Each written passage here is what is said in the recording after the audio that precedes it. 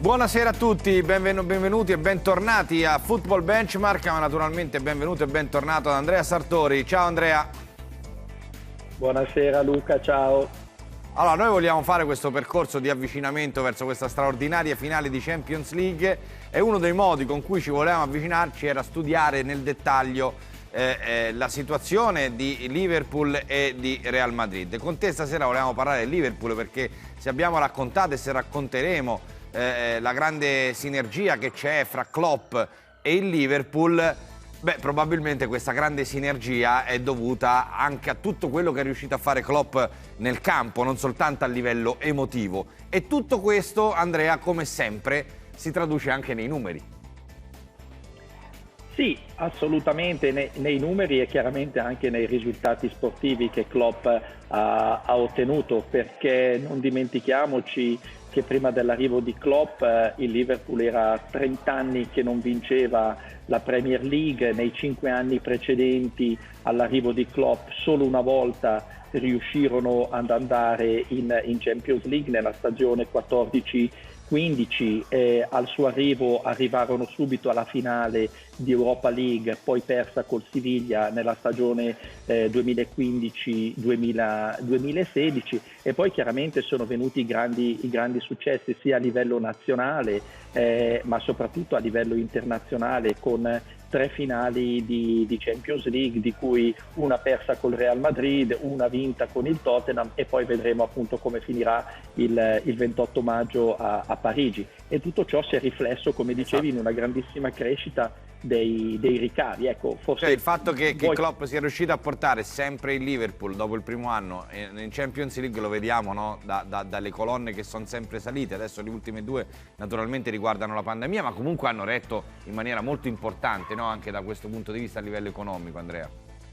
Sì, infatti dopo i 605 milioni raggiunti nella stagione 18-19, che è il record per il Liverpool, che è praticamente una crescita del 55% dei ricavi, c'è stata una flessione come per tutti i club europei. Però effettivamente, anche se guardiamo il livello di profittabilità del Liverpool, è una delle squadre che ha fatto meglio a livello europeo. Se non ricordo male, nell'ultimo bilancio hanno postato una perdita di solo 17 milioni di euro, che rispetto alle perdite mostre di oltre 100-150 milioni di euro realizzate da alcuni altri club, mostra come effettivamente il club sia cresciuto notevolmente a livello di ricavi. E tutto ciò è chiaramente anche legato al successo sportivo. A me la cosa che ha meravigliato di più dei conti del Liverpool e di quello di cui parliamo in queste nostre chiacchierate è l'evoluzione dei ricavi commerciali, no Andrea? Perché nel corso di questi ultimi 2 anni è chiaro che c'è stata una forte contrazione in tante squadre. Il Liverpool invece addirittura è riuscito a crescere e a stabilizzare la cifra che aveva raggiunto nel primo anno del Covid. Cioè tutto questo lavoro che il Liverpool ha fatto sul campo con l'arrivo di Klopp si è tramutato poi in una grande capacità di poterlo tradurre nell'esercizio commerciale, nella vendita proprio, perché qui parliamo di sponsorizzazioni.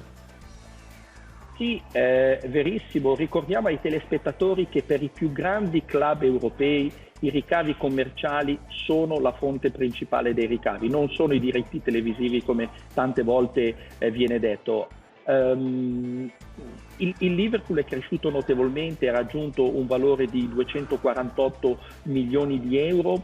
I ricavi commerciali sono anche abbastanza stabili, perché comunque sono dei contratti lunghi, quindi tutto sommato sono stati quelli che sono stati meno impattati dalla pandemia. Però la crescita del 62% dei ricavi commerciali del Liverpool prima dell'arrivo di Klopp, rispetto ai tempi a cui appunto Klopp è divenuto l'allenatore del Liverpool nella stagione 15-16, è impressionante. Ma io aggiungerei di più, che qui secondo me c'è ancora un notevole spazio di crescita, ecco, perché comunque e infatti, perché guarda, i 200, diciamo largo circa 250 milioni di euro del Liverpool sono comunque molto meno degli oltre 300, 310, 320 realizzati da club come PSG, Real Madrid, City e soprattutto il Bayern di Monaco, che è primo in questa classifica dei ricavi commerciali. Anche lo stesso sponsor di maglia del Liverpool al momento ha un valore di 47 milioni, lo sponsor tecnico è 35, c'è un margine di crescita e ci sono dei rumors che il Liverpool potrebbe rinnovare lo sponsor di maglia a 90 milioni, che lo renderebbe il valore più alto e sorpasserebbe di oltre 20 milioni il Real Madrid, che ha un contratto da 70 milioni con Emirates. Già così arriverebbero a 300 facilmente. Esattamente, ma tutto questo ovviamente è legato al grande successo sportivo, alla valorizzazione del marchio, ai grandi giocatori che il Liverpool è riuscito a portare nella propria squadra e a valorizzare. Quando parliamo del Liverpool ci viene sempre in mente, almeno a noi qui nello sport, non so se a voi anche nell'economia, no? Il concetto di famiglia, no? Perché ci sono tanti giocatori, dall'allenatore in poi, che rimangono nel club, sono rimasti nel club per tanti anni. Questo significa che c'è una grande capacità nella scelta dei giocatori, perché come vediamo dagli acquisti top e le cessioni top del club negli ultimi anni, nell'era Klopp, possiamo dire che di fatto Coutinho è quello che ha finanziato le campagne acquisti del Liverpool in questi anni, ma al di là la capacità di spesa del Liverpool è una capacità di spesa molto alta. Quando i giocatori vengono scelti non importa quanto costa, fra virgolette, il cartellino, perché poi questi giocatori saranno delle colonne di questa squadra. Guarda, hai fatto un sommario perfetto, perché effettivamente il Liverpool ha comprato, ha speso dei giocatori affermati che si sono ulteriormente affermati poi con i Reds. Quindi vediamo Van Dijk acquistato dal Southampton piuttosto che Alisson dalla Roma, ma vediamo dei giocatori, oltre a Keita e a Fabinho, che sono veramente sono diventati delle colonne portanti. Cioè il Liverpool ha sbagliato pochissimi acquisti nel corso degli ultimi anni e, come dicevi giustamente, ha finanziato molto di questi acquisti attraverso la cessione di Coutinho, che in un certo senso rappresenta come il Barcellona ha speso male i soldi ricevuti dalla vendita di Neymar o dal pagamento della clausola rescissoria, mentre il Barcellona è riuscita a capitalizzare su una grossa vendita come appunto quella di Coutinho. Se poi andiamo a vedere il valore dei giocatori, sempre secondo il tool di Football Benchmark, ci accorgiamo che non abbiamo parlato ancora di due giocatori fondamentali, i due più cari, no? Perché Salah e Alexander-Arnold sono i due giocatori con più valore della rosa del Liverpool, hanno delle storie chiaramente diverse. Di fatto è come se ora il Liverpool non li avesse neanche pagati, no? Non figurano nella top chiaramente degli acquisti. C'è una composizione della rosa molto variegata, ma tutti questi giocatori hanno un peso specifico all'interno del club, sia come valore del giocatore, sia come valore tecnico, che forse rende il Liverpool da questo punto di vista un club più unico che raro. Andrea, non so se sei d'accordo. Assolutamente, verissimo, un'analisi corretta che in un certo senso viene espressa dal fatto.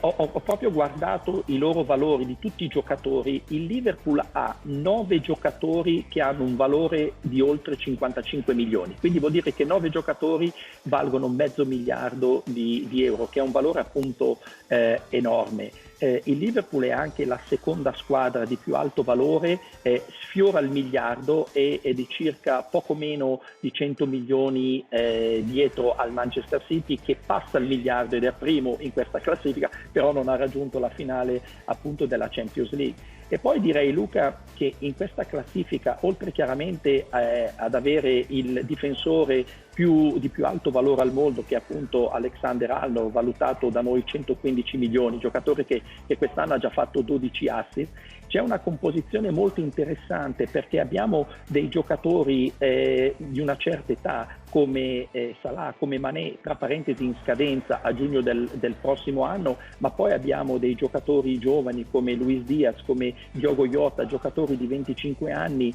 che sono stati acquistati anche molto di recente, come Luis Diaz a 45 milioni e che ha già raggiunto un valore di appunto 70 milioni. Quindi la capacità di Klopp, del Liverpool, di di andare a valorizzare poi questi giocatori. E forse, parlando di valorizzazione, l'esempio più eclatante è probabilmente Robertson, che fu acquistato per 7 milioni dall'Hull City e ora ha un valore che sfiora quasi 70 milioni.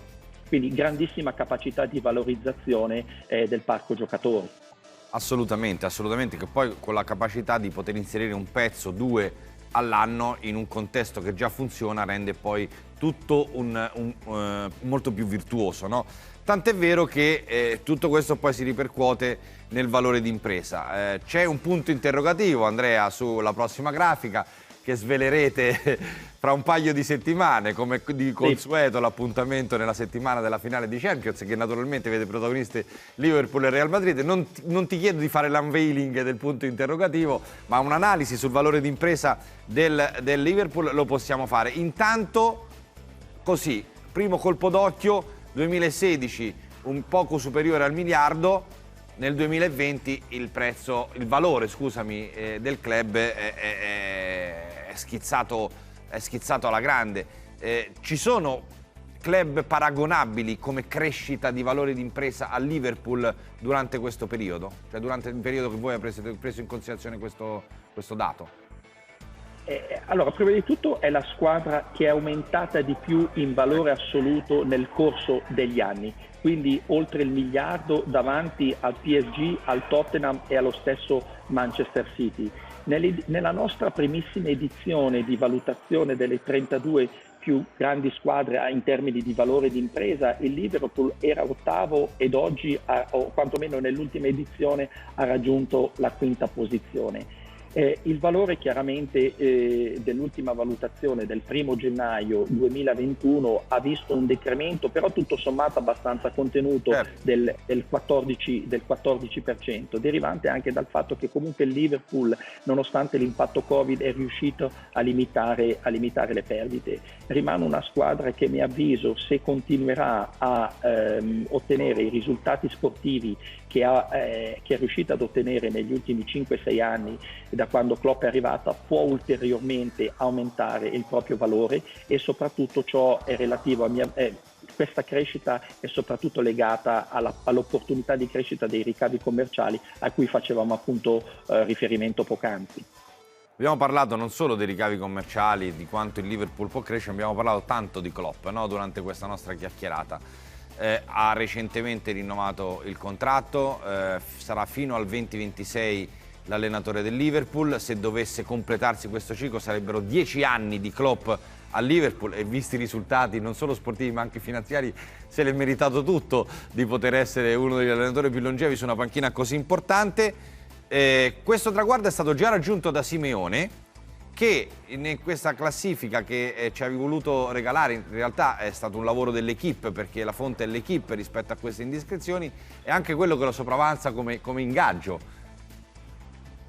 Sì, tra parentesi, appunto Simeone e Guardiola sono davanti rispetto a Klopp in termini di ingaggio.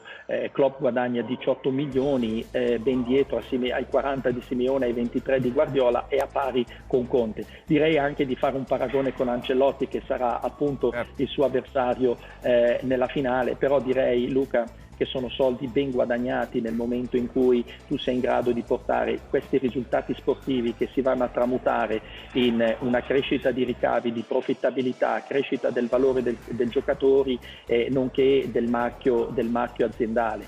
Quindi Klopp è indubbiamente un allenatore che porta valore aggiunto, e l'ha dimostrato nel corso degli anni, fin da quando appunto partì con il Borussia Dortmund.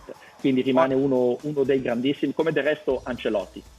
Poi Andrea, la prossima sfida sarà quella di fare personal branding e cercare di capire quanto vale il brand legato a Klopp o ad Ancelotti o a Mourinho o allo stesso Simeone, perché ormai sono diventate delle icone che magari potrebbero anche essere commercializzate, e in questo c'è anche una narrazione che fa parte un po' del nostro lavoro. Per esempio si dice che nel rinnovo di Klopp ha prima chiesto i soldi per i suoi collaboratori e poi soldi per sé, no? Perché poi fa parte tutto anche del grande personaggio che è Klopp, e che ha fatto in modo che il Liverpool crescesse insieme a lui.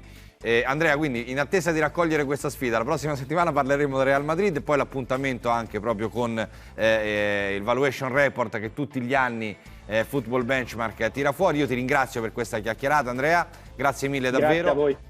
E l'appuntamento con Football Benchmark naturalmente torna la prossima settimana.